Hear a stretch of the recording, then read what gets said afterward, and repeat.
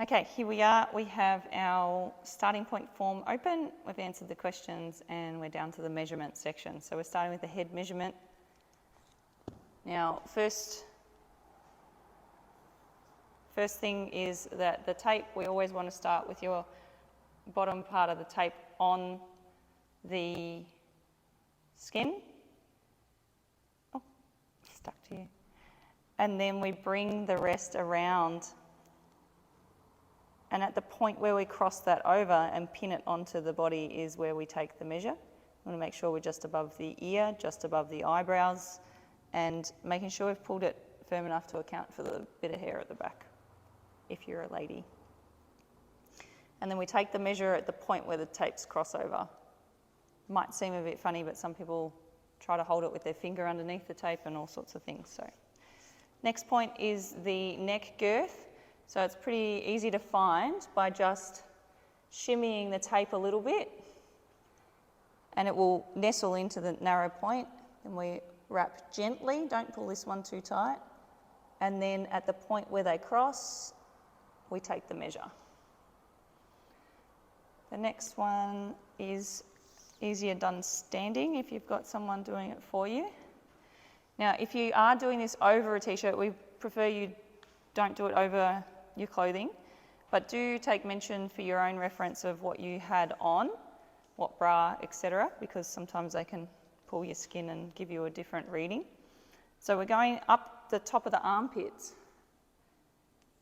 and then across the chest. I'll just get you, pull that a bit far, across the chest, and then we take the measure there where the tape crosses. Now, it's important because we're breathing, so we want to make sure we're consistent with this one. So I'm going to ask her to take a breath in and let half the air out, nice and chill release of the air. And I'm just watching the tape move. It opens up, obviously, as she gains air, and as she lets it out, it closes, and then I want to see where it settles to on that measure. Same with the next body one. We're going down to the small of waist. So if we just shimmy the tape, it'll find that smaller point of the body and find it for us. The smaller waist is not always at your belly button. Some people have a high belly button, some people have a low belly button. So we want to make sure that it's usually consistently at the bottom of the rib. And we want to do that breath again. Good, we see the tape spread open, and then we exhale, and we see where the tape nestles, and we take the measure. Okay, the next one is, get your buddy to just get their arms out of the way, the widest point of the hip. Now, of course, I should be putting my measurements in each time here. We have the hip measurement for the widest point of the hip. So if we wrap it around, again, it's kind of a shimmy one is pretty good because we want to kind of go, it helps you make sure the tape is level as well. And we're looking at, keep your eyes forward, we're looking at the widest point of the glute here and getting that widest point of the hip. So if you're not too sure, you can take a measure and then you can go a little bit lower or higher. If you think, oh, I'm not too sure, and check. So it's actually just a little bit lower there, the widest point of a hip. The absolute widest point is what we want. And then we just cross the tape over itself and we take the measure.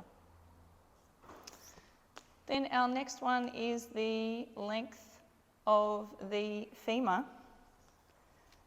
femur being your leg bone.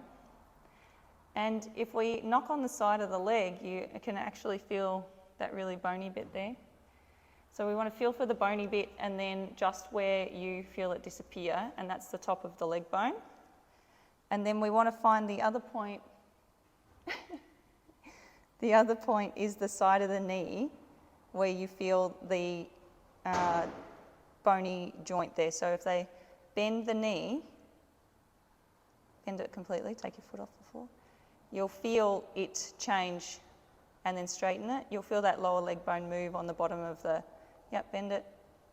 Yep, so I'm at that pivot point there, put the leg back down, and we run the tape down to level with that. That's the length. And then the next one is the girth of the thigh. And we're going to take the midpoint of this measure. So we've got 36 here, so 15 and 2 is 17, which is just right on our shorts. So I'm going to move them up a little bit. Can you move those up a little bit?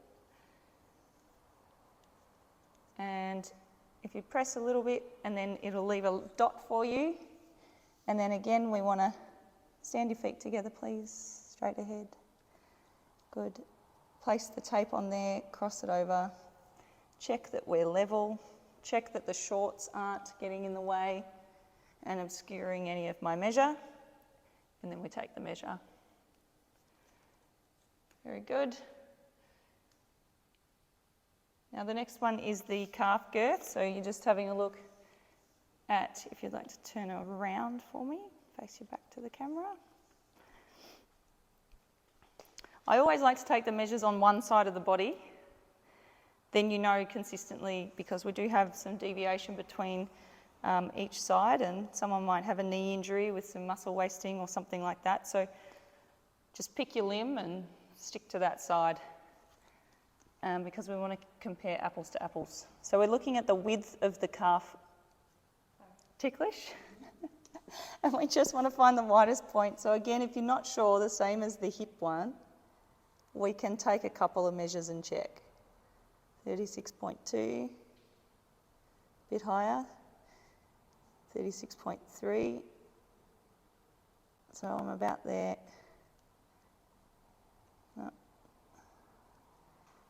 And then we check, is it level and flat? Good, lovely, take the measure. Okay, back to side on, please. And we're moving down, we've got the ankle girth, which is just around the top of the ankle bone. Again, you can kind of find the narrowest point here,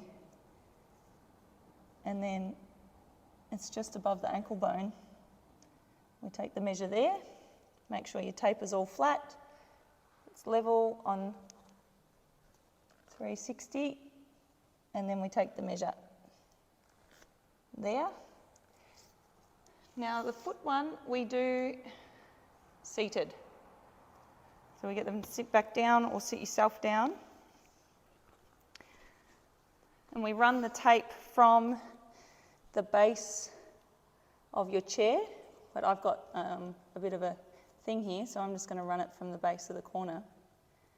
And I'm going to get her to stand on it with her heel bunted up against that corner of the bench there, and running out the big toe. Yep, good. And then we take the measure, because we don't want the body weight squishing the foot out and giving us a bigger measure than what it is, so we want it under low load. So that's your foot length. And then I might bring you all a little bit closer for the hand. So we've got the hand and, first the wrist. So we open up and placing that, just see how she's got that crease across the top of the palm there. You can see the clear change of palm skin to forearm skin. We want to chuck the measure around there and nice and flat, check that out there. So that's the wrist. And then the hand is the length from that line, see that line there, from the palm, and we're going out the main middle finger and just checking that the hand isn't cupped or anything like that. So we just want to make sure it looks nice and flat, and we take it at the tip there. Correct? Mm-hmm. And then the last one is same length, but we're just looking at the length of the palm to the crease of that middle finger. Lovely. And so that concludes all of our measures.